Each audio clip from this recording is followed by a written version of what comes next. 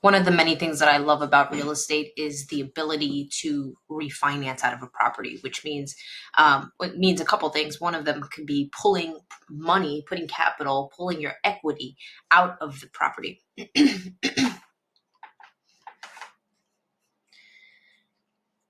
One of my favorite things to do in real estate is to pull cash out of my properties.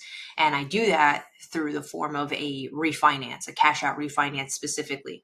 So before I even purchase a property, I always lead with the end in mind.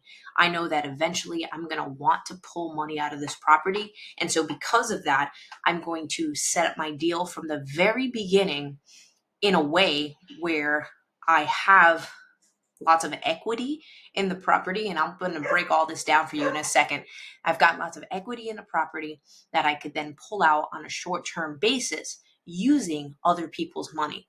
Now, other people's money could be in the form of using the bank's money or a private lender. So what I did here is I created a step-by-step refinance scenario for a property.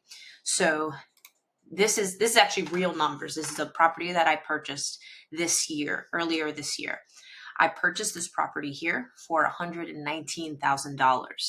Now, I purposely purchased the property under market value, meaning the similar properties are selling for a higher amount in that area, in that zip code. The same type of properties, right? So multifamily, 2, 3 bedrooms, whatever the case is, like that identical property is selling for a lot higher. So I look for properties that I can purchase at a lower price point that there's other ones selling higher. So this specific property I purchased for $119,000. The current appraised value on this property was $130,000. This is what those other properties in the area are selling for. Now, the cool thing about this property is that, yes, there's $11,000 of spread here, right, of instant equity, but I didn't have to lift a finger. This property was turnkey. This property was completely clean. I didn't spend a dollar in rehabbing the property. If anything, there was already tenants in the property that were paying above market rent. So this was a unicorn deal. Like, I just walked into this property. The seller they have their reasons for leaving, right? And oftentimes has nothing to do with the property. So these are the ones that you want to find. So instant equity of $11,000, 130 minus 119, right? So turnkey at this price point. I put 20% down on this property. So my loan amount ended up being $95,200. My interest rate was 7.75%, 30-year fixed loan, right? Straightforward so far. My my payment, which includes my principal balance and interest only, the P&I, was $682. My total PITI, this is just breaking it down real specific so you all can understand. Principal and interest is $682, but my PITI, which includes my taxes and insurance on top of the principal and interest, adds up to $915.55. So that means every time I get my mortgage statement, my monthly due is $915.55. That includes my taxes and insurance. That's going to roll me over into the next year. So let's move on. Now, remember when I was talking about other people's money, OPM? Well, in this deal, none of the money came out of my own pocket. I found myself a private money lender to loan me $25,000. The way I structured this deal with them is I said, hey, I'm looking for a $25,000 loan. I'm willing to provide you interest-only payments for up to 36 months at a 10% return. Now, the reason I chose that, or the reason we moved forward with that, was because even with a 10% return with 36 months, which is fantastic for a lender, because think about it, where are you getting a interest rate that's going to pay you any more than 4%, 3.5% from a savings account? You're not getting any of that. Maybe you could get a high yield savings account with 4.5% interest if your money just sits there. Maybe you could put your money in the stock market and you get average returns of 7%, but over the course of the year. But again, you've seen how the market has been so volatile. You could put your money in all these different investments, but when real estate investor is coming to you and saying, I will give you 10% guaranteed of your money within 36 months, it's a pretty good deal. And this investor thought it was. So they loaned me $25,000. I used the $25,000 to put towards the down payment of the property. The down payment was a little bit less than the $25,000, so the additional was used for closing costs, etc. I had some of the bank's money. I had a business credit card that I used as some reserves as well. But again, at the end of the day, nothing came out of my personal pocket, which was great. So like I was saying, the 10% interest rate on the private money loan, my interest only payments were about $208 every month. So I had to factor that into my expenses. So 208 plus the 915, these are my overheads thus far, right? So what's coming in? So I have my monthly rent at $18.59. Remember, these tenants, they were already there paying market rent. I can actually increase the rent on one of them, but I've met them personally. They're great tenants. They're very clean. They're very respectable. So I didn't want to push my luck with them. I just said, thank you for taking care of my property so well. Continue to make this your home, and we can move on from there. I'm not trying to be greedy. I'm just trying to make sure that my numbers add up at the end of the day, where I'm creating a little bit of a cushion for myself, and my tenants are also happy. It's a win-win for both of us. So I have my monthly rents at $18.59. My property taxes for the year, $1,800. That's broken down into a monthly. Same with my homeowner's insurance, broken down monthly for that as well. In this city specifically, me as in the owner, responsible for the water bill. All the other utilities are taken care of by the tenants. So I'm adding in my $100 a month here for my water. My property management team takes care of the property, of maintenance requests, of all of that stuff, because I invest remotely. I don't see my properties, so they are taking care of everything. In fact, I just signed off on a snow removal agreement with my property management team now that the winter is coming. So I'll make sure that my tenants are taken care of and we're creating a safe environment for them through the winter, through the cold. So I'm paying them 11% of the rents every single month, which comes out to $204.49. I'm factoring in 15% of my vacancy, repair, CapEx. This is just my emergency fund. So 15% of the rents are being put to the side every single month. In my eyes, yes, it does come into my bank account. It is my profit. But at the end of the day, I like to know that I have some reserves on the side in case of a rainy day or emergencies that come up. Because when we own properties, it's going to happen. And so that turns out to be $278.85. So everything here is broken down step by step. That's just the loan stuff. We haven't even gotten to the refi stuff that is the biggest home run of this all. So I'm gonna kind of speed through this next section a little bit. So with my operating expenses, I broke everything down by with reserves or no reserves, which means factoring in this right here. Am I going to factor it in or am I not going to factor it in? Just so I see on paper what everything's bringing in. So my total operating expenses with no reserves is $548. When you factor in the reserves, it's $825. All right, bigger expense because you're factoring in that extra 15%. NOI stands for net operating income with no reserves, $1,312.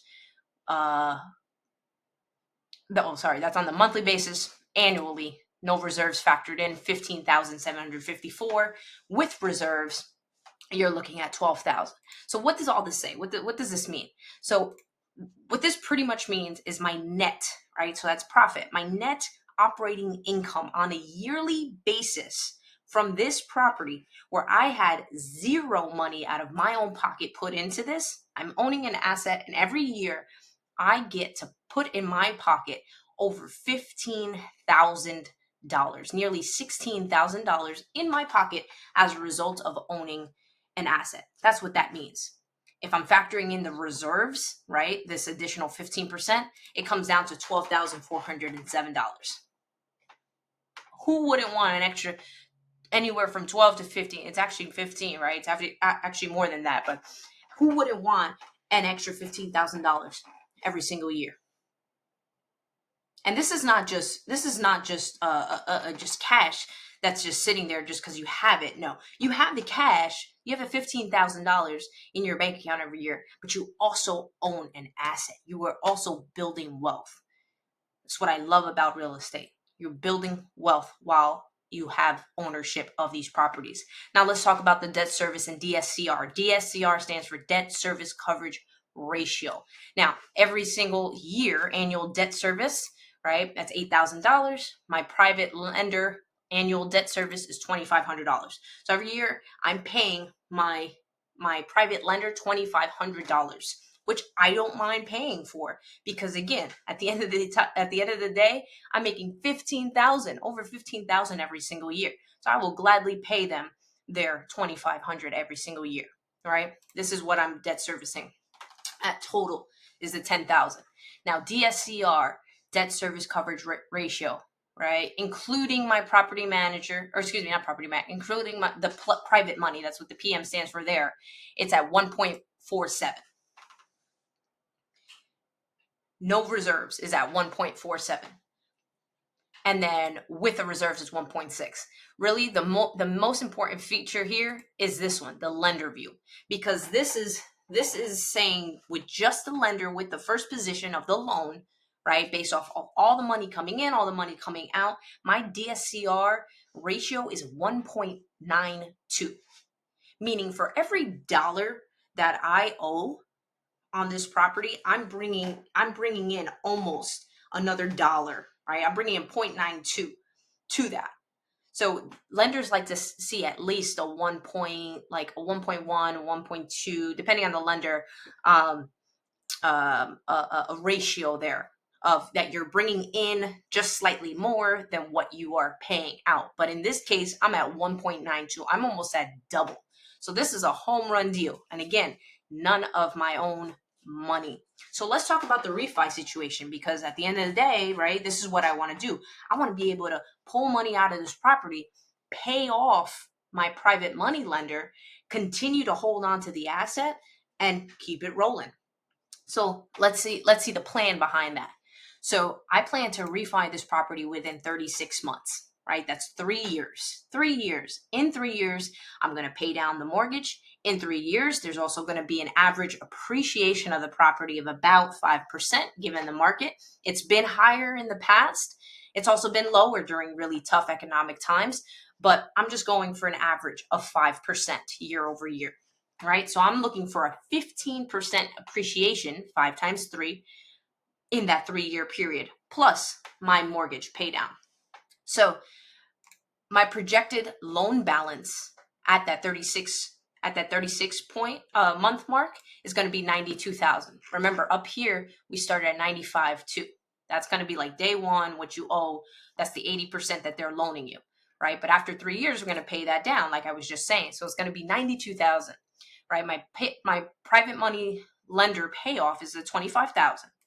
My total debt to pay off at the refinance is going to be $117,000, $486. Where did I get that number from? Pretty much take this loan balance, you take the private money, right, and then that's going to be your total debt payoff. Adding those two together. Right? So there's 2 different target LTVs, loan to value. That's what LTV stands for. There's 0.75 and there's 0.8. So some lenders allow you to take up to 0.8, which is up to 80% of the equity of the property out, right? While many lenders allow you to take up to 0.75, 75% of it. So assuming they only allow me to take out 0.75, right? 75%.